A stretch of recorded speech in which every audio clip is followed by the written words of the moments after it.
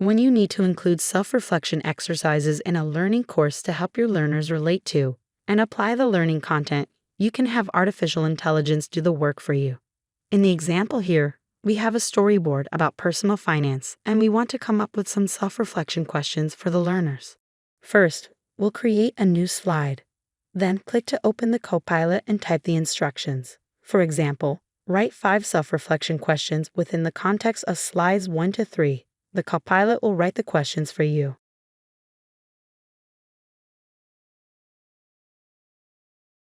Notice that the questions are written in the second person. Sometimes self-reflections work better in the first person, so we can ask the copilot to make this change. For example, we can type rewrite these questions in the first person. The copilot makes the change and rewrites the questions as instructed.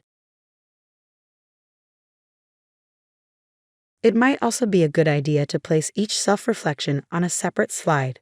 We can tell the copilot to do this for us. For example, we will type give each question a separate slide. The copilot will create separate slides for all self-reflections.